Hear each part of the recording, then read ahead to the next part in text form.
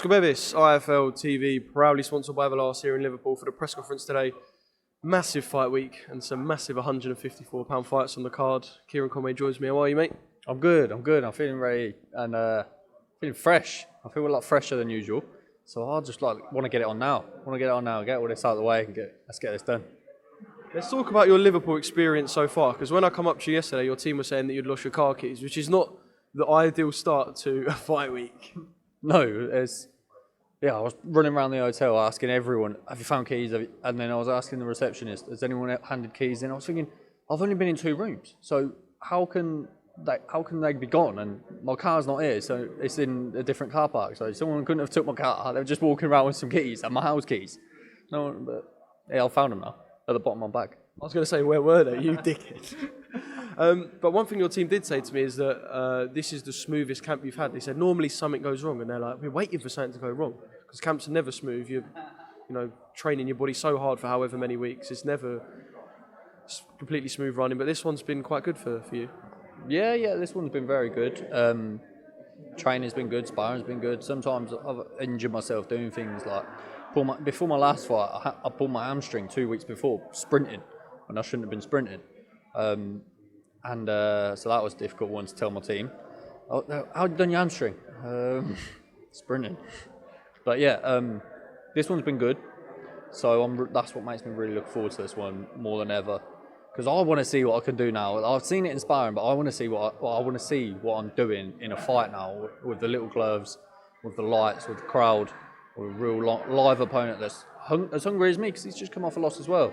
When a fighter comes off a loss, it makes them more dangerous because they can go away, work on what they did wrong.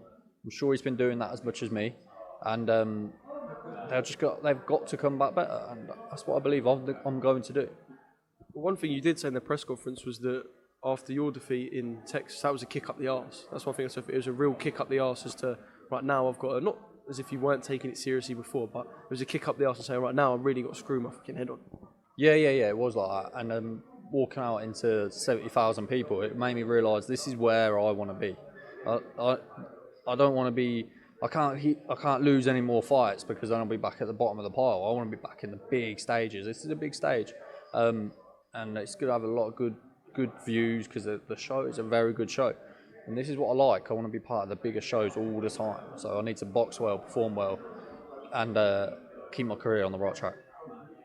We know what JJ's like. He loves a tear up, but he's a man of very few words, isn't he? I can see Ed trying to sort of poke him and get stuff out of him at the press conference, but he is a man of very few words. Yeah, I've not seen him say much. I've not seen him say much at all, to be honest. But he didn't shake my hand at the face-off, but I'm not too sure why. Apparently I've been talking shit. But I didn't see that, so is there a little bit of spice there now? Not that we needed it, because it's a banging fight anyway. But yeah, it's a good fight, and it's business, ain't it? I don't know what he's up to, but if I've got under his skin somehow, fine by me, I'm not bothered. It's business at the end of the day, and if I am under his skin and he wants to knock me out more, come and load up. You won't land, and that's it.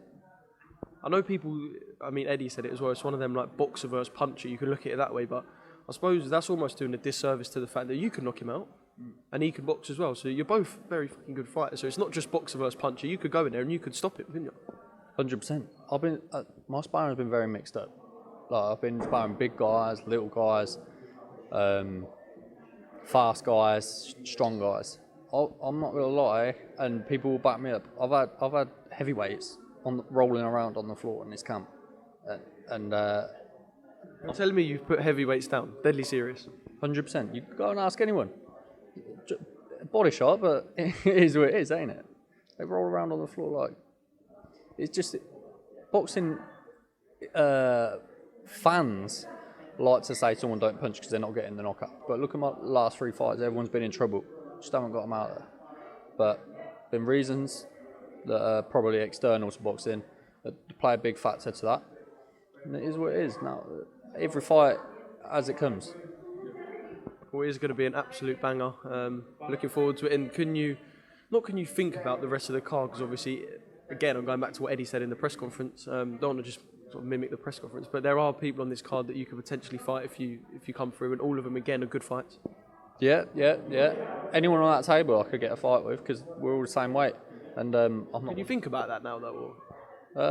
I'm not thinking about it, but I know that I will take the fights because I'm not avoiding anyone. What have I got to avoid? I came from nowhere. People forget this. I came from absolutely nothing. I started at the bottom. I really did start at the bottom. I was making £100 a fight, losing. I was sometimes not getting paid to fight at the start of my pro career, and I now will take any fight because I believe I can win.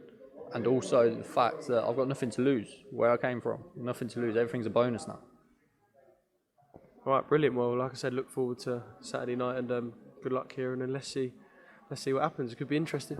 Yeah, it will be interesting. It will be very interesting, let me promise you that.